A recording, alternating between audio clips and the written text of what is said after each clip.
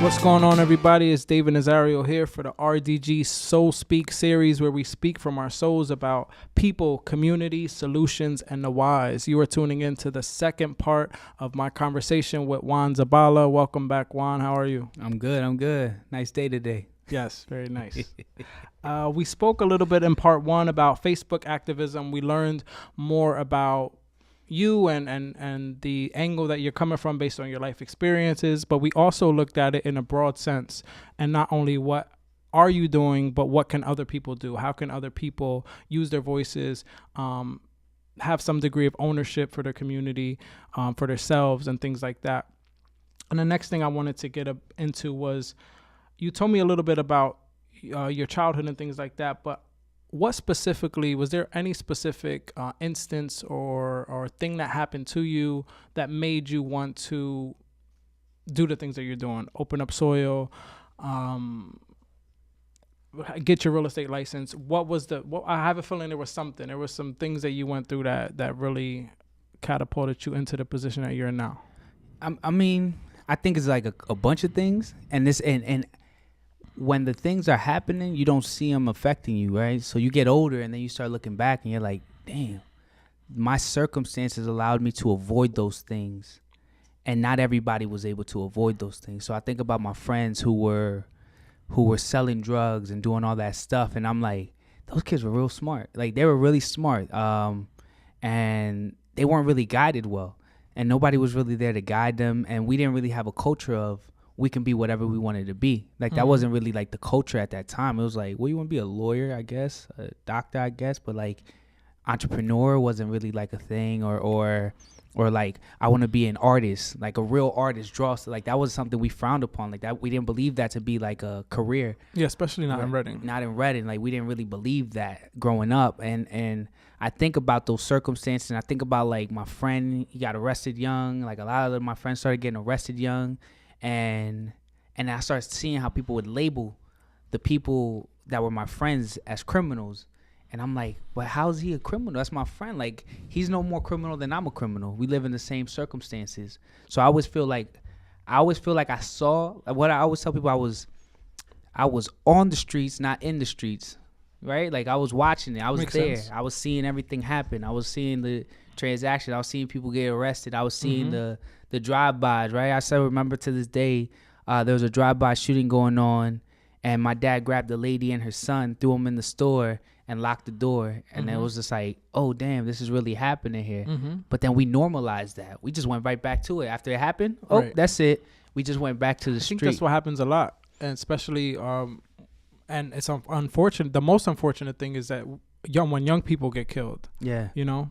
Straight up. It's normalized. Yeah. I mean, my cousin actually got killed when I was like 8 years old in the city of Reading, near Casablanca at that time. That was the first like funeral I went to. And imagine being 8 years old. So I sympathize with a lot of these kids, right? Because I imagine being like 8 years old, going to a funeral and watching somebody just sleeping.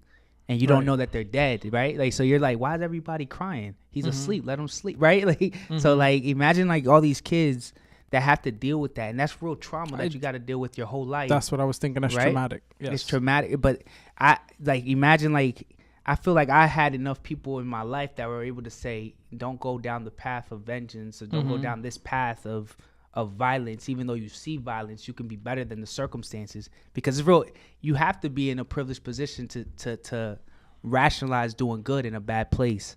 Right? You can't, like, if they shooting my cousin every day and nobody's telling me to stop shooting, I'm going to get a gun too and start shooting back.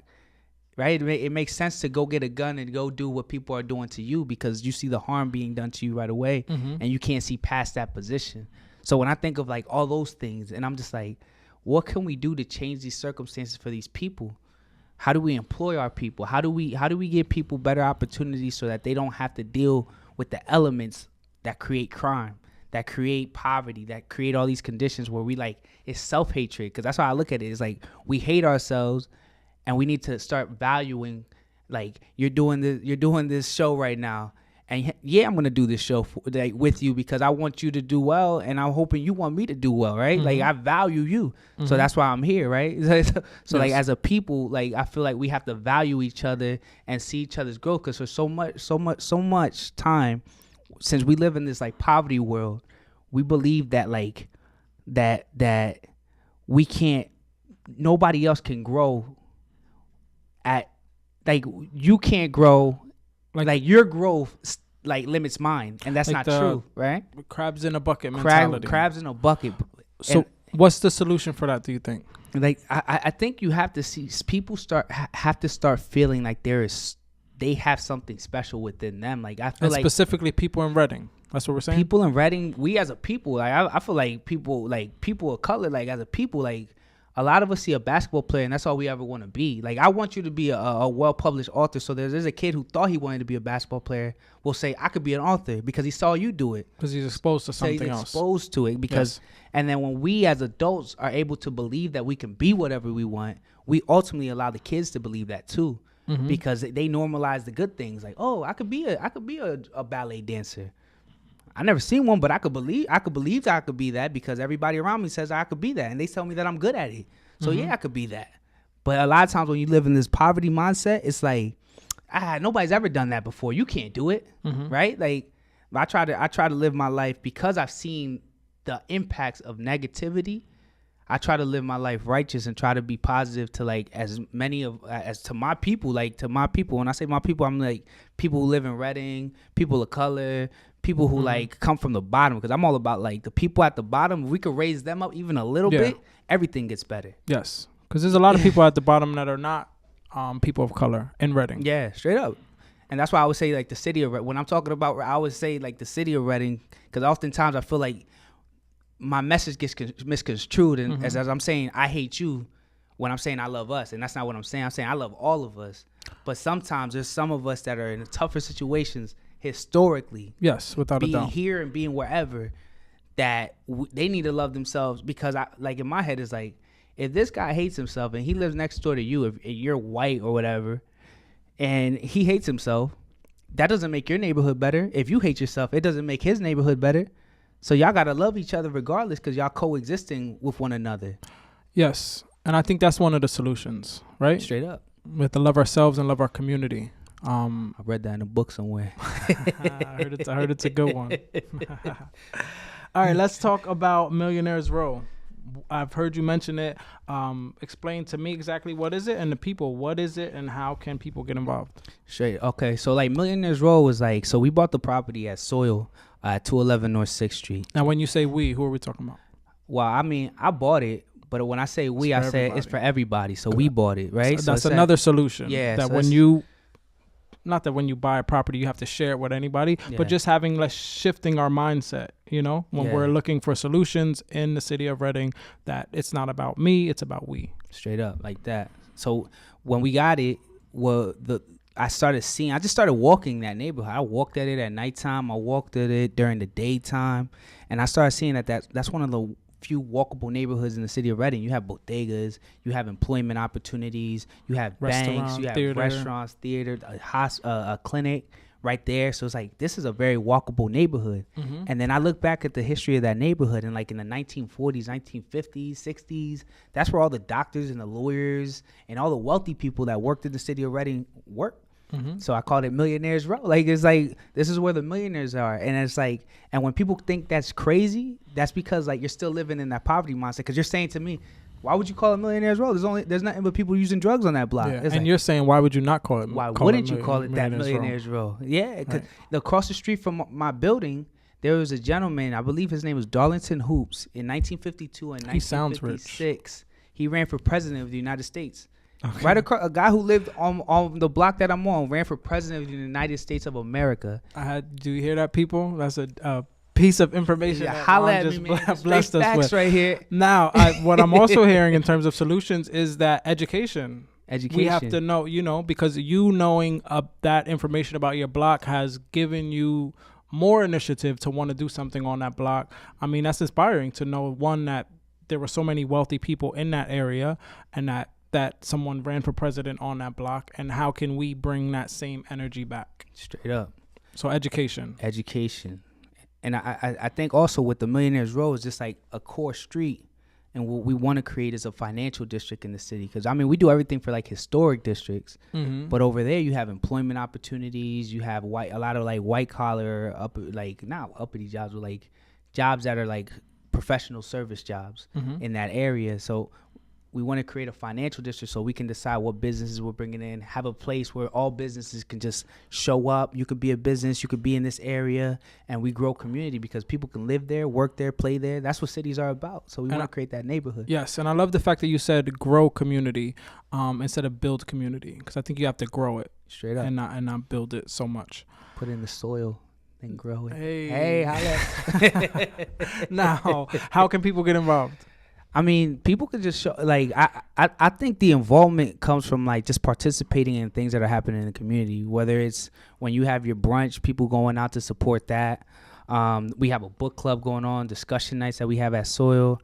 We're going to have neighborhood meetings. Something as simple as unifying 5 neighbors together to do something, anything, whether it's to create a garden, sweep the block. When I was on the street on the 200 block, the one day I just decided I'm going to sweep the whole block. And then there was a kid there, and he was outside. And as he saw me sweeping, he threw a piece of trash while I was cleaning. I was like, yo, you see me cleaning, bro. How you going to do that to me? Like, yo, can you pick that up and put that in here? Yes. And then he said, yeah. But then when I got to his side of the block, he decided, hey, I want to help you. Because he saw value. Now I was on his side. Now he saw value. Now he helped me clean the whole other side of the block. That ownership again. That ownership component of it. Okay. And that was like, I think even little things like that make a big difference. Just like neighborhood meetings, block cleanups.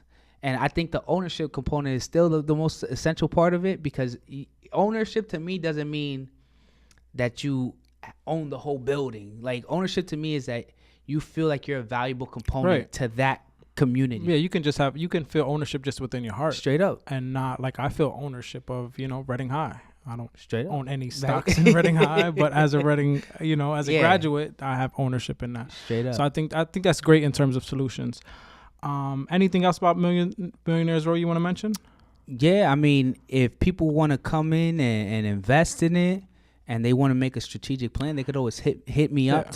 When I say strategic plan, I mean, like, in that area of the city, I'm looking at, we don't have fitness centers really in the city. Right. Juice bars, where they at? And I imagine if someone has questions about real estate, they can ask you. They can ask me about it too. I'm all here for the people. You know what I mean? That's equity great. For equality. That's what I say. In terms of the people, I'm glad you went there. Some people think that you're divisive. Yeah, straight up. You may not care about people thinking that, but I care about people thinking that you're divisive. Yeah. So my question is, how can we create a different narrative for who Juan Zabala is? I mean, I think it's just, if you sit down with me, like, you'll see where it comes from. Like, it's not like my whole life. Like, it's and let's be honest, like, it's usually white people who think I'm divisive, typically. Okay. And what's crazy to me is that, how do you know that? Typically, just to provide some context. So when the people who are saying, "Oh, don't say it that way," or don't make them uncomfortable, and I'm like, "Well, you're not uncomfortable. Who are you talking about?" Right? And then when I have these conversations, it was like, "Oh, you sounded like you were so much more angrier about us," until they sit down with me and like, "Oh, you're rational. You're a rational thinker." Right? So I don't think I'm irrational in my thought process. It's just my delivery may not be what you want to hear. Okay. And that's why I get claimed as being divisive. But sometimes you gotta get punched in the face and know that you're in a fight.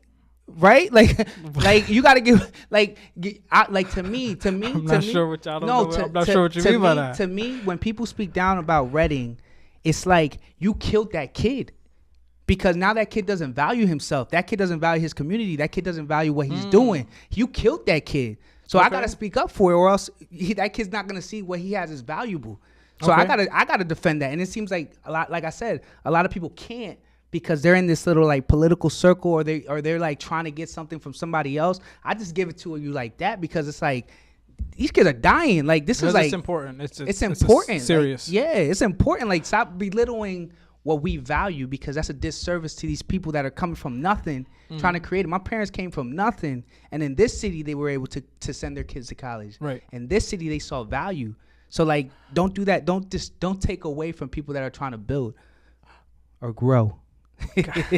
So it sounds like what you're saying is communication. For there to be a different narrative about you and about the work that you do, because I believe that it's very important work that you do, and I believe that we we've talked about some really good solutions. Yeah. And I think that has to do with people having open communication with you and with each other.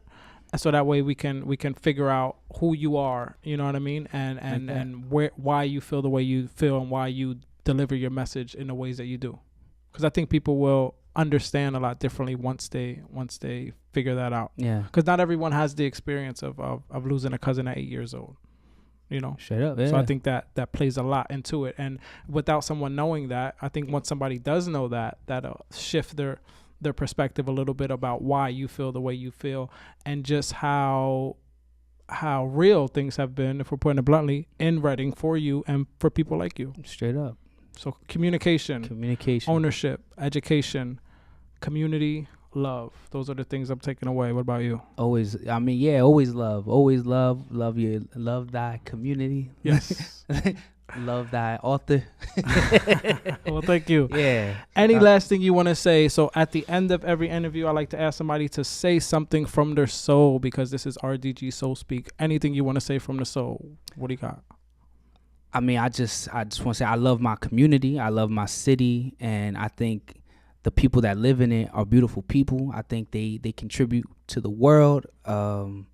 And I'm always grateful and I'm always proud to say to the world that I'm from Reading, Pennsylvania. You know, I wasn't born in Reading, Pennsylvania, but this is my home. This is where my family became a family here in the United States, in Reading, Pennsylvania. So value it like I value it, and let's grow. Let's grow this thing. There we are. Do you want to leave the people with any information about how they can get in contact with you, learn more about Soil or any of the work that you do? Yeah, I mean, you could follow us on Facebook at Save Our Inner City Lives, on Instagram as Soil RDG. They can follow. We also have a newspaper, Here My City, on Instagram or HereMyCity.com.